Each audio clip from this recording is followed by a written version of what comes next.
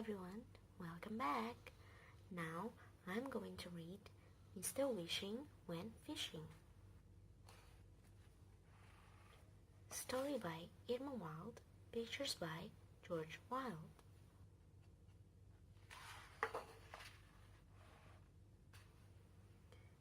Mr. Wishing was a funny little man who lived in a house by the sea.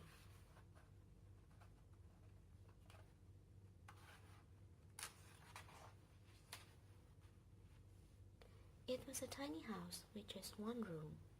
Mr. Wishing swept and dusted it every day, and after he made the bed and washed the dishes, Mr. Wishing would look at it proudly. "It's the most ship-shaped room a funny little man ever had," said Mr. Wishing to himself.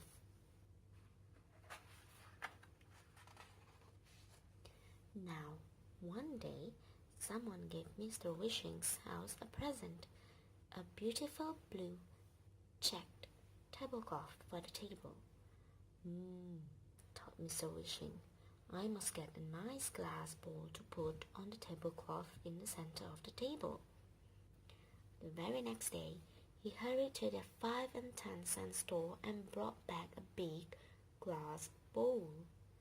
"This is just the thing," said Mr. Wishing to himself. But when he put it on the blue-covered table, it did look empty. "I know," cried Mr. Wishing. "I'll catch a fish to live in my big glass bowl on the beautiful blue checked cloth on my table."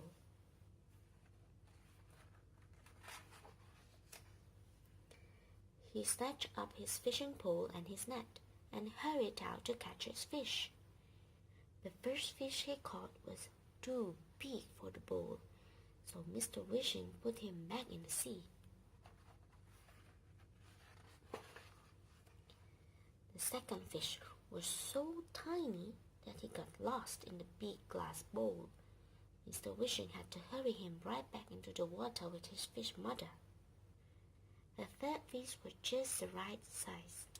Mr. Wishing chose him for his pet and named him Skipper.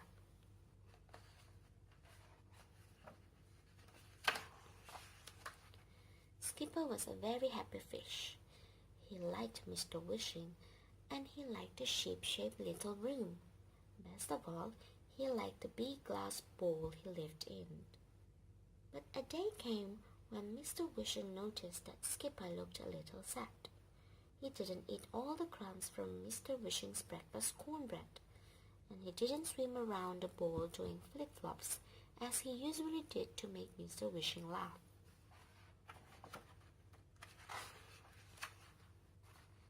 "Poor Skipper," said Mr. Wishing. "He's lonesome living all by himself in his big glass bowl. I must see what I can do for him." And out he ran with his fishing pole and net. Pretty soon, there was a nice starfish in his net. Mr. Wishing put the starfish in the bowl with Skipper. Oh dear, Skipper didn't like the starfish at all. He swam around and splashed the water with his tail until Mr. Wishing was all wet. "Take it out, take it away," Skipper cried. "It's all pointy and stickery, and I don't like starfish at all." Of course, Mr. Wishing took the starfish out of the bowl right away and put it back into the sea. But Skipper was still lonesome, so Mr. Wishing had to go fishing again. And this time he caught a crab. "Maybe Skipper will like this crab," said Mr. Wishing, and he put the crab into Skipper's big glass bowl. Skipper didn't like the crab either. He swam around and beat the water so hard with his tail that even the blue checked tablecloth got splashed. "Take him out! Take him away!" cried Skipper. "I don't like crabs. He's fuzzy and grouchy and he snaps at me. Take him out! Take him away!"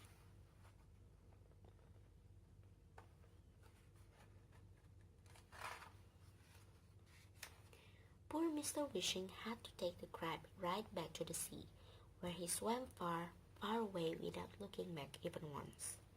Now Skipper was just as lonesome as he had ever been. and he stayed in the bottom of his bowl, mopping. There just must be some fish Skipper would like to play with and have for his friend, thought Mr. Wishing. He took his pole and net out fishing once more.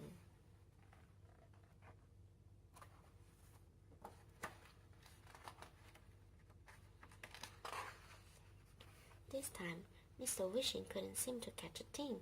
It grew late and the waves got higher and higher. Oh dear, cried Mr. Wishing. I do wish something would come along. Just then, swoosh, a big wave lifted Mr. Wishing's boat up and over it went, spilling Mr. Wishing right out into the water. First, he went way down, and the water tumbled him this way and that.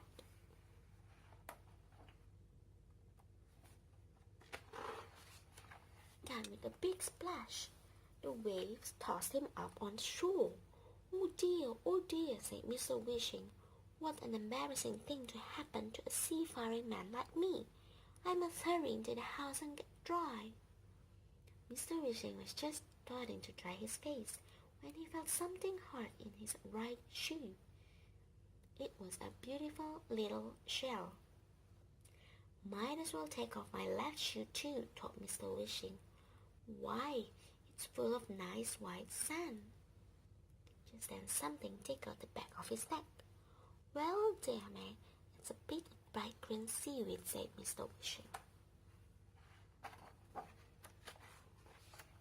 And then a very strange thing happened.